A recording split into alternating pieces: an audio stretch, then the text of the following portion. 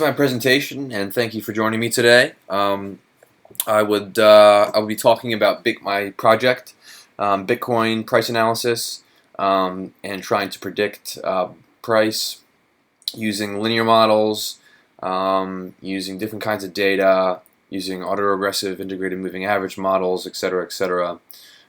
This is the third time recording. I keep going over every time, so I'm timing myself, and this feels very short to me. Just FYI, I wish I had more time to explain. Anyways, so before I jump into the actual project, I'll kind of go over the data. I use Google Trends to get Google search data. This is min-max normalized data, pretty much pure search volume.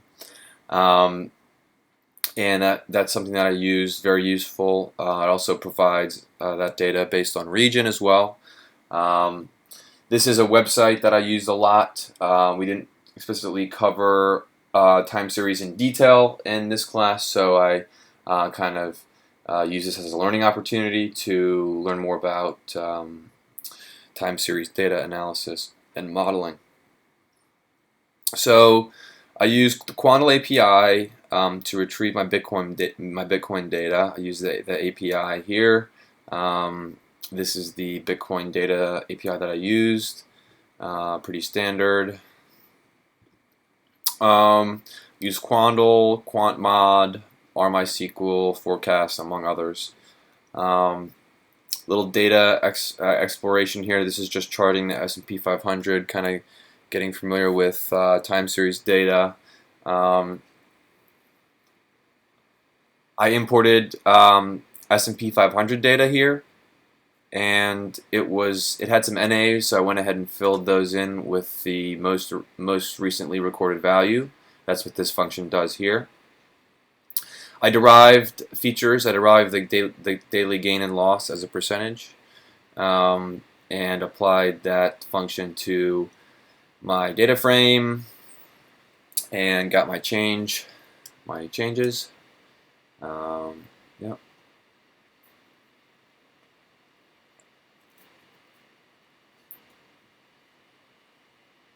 I used XTS objects because they're kind of easier to deal with. They're time series objects, and they provide some nice functionality for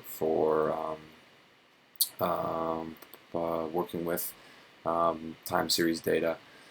I read some of the data I got from CSV, that Google data that I was mentioning earlier. That's here. I do some, some exploratory graphing, Bitcoin volume, Google search interest, and price.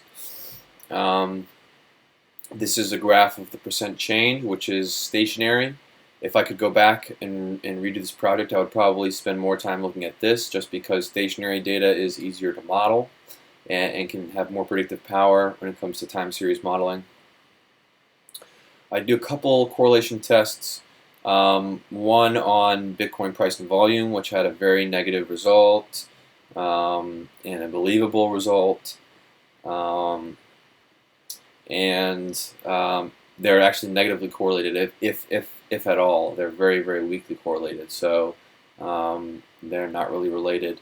So I kind of pivoted and went ahead and integrated data from Bitcoin price and Google search, and then ran a correlation test on that, and got some surprisingly strong results here.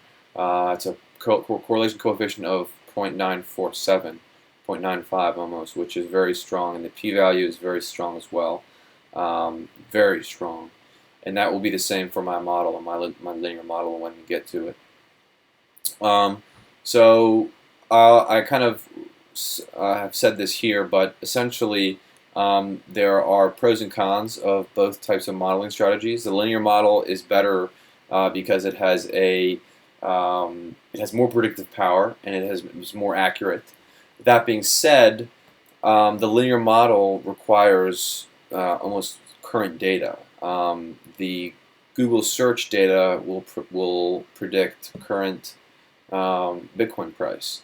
So the question now is, how do you get future Google search data? That's a very hard thing to measure, and it's a very hard thing to predict. So that being said, the ARIMA model has weaker forecasts, has greater error, but it regresses on itself, and therefore doesn't need any other data to make predictions other than previous price history. So that's kind of the analysis of that, and that's worth noting for business use purposes. As you can see, the linear model that I created here has a really strong R squared and adjusted R squared, which indicates a very good fit and high predictive power. That, along with the nice p-values here, and there's a positive correlation. Yeah, so I mean, it is a strong model, notwithstanding the issues of using it. I make predictions using the model. I make validation and training data sets. I take random indexes. I take 1/20th of the data to predict on, and the other is all for training. I normalize the data using a logarithmic normalization. You can see here. Here we have a very kind of polynomial time data distribution. So we can kind of tame that down by taking the log and bringing it back to kind of a more normal form. So now I'll kind of jump into the database part, just because we're running low on time. Let me just drop this real quick.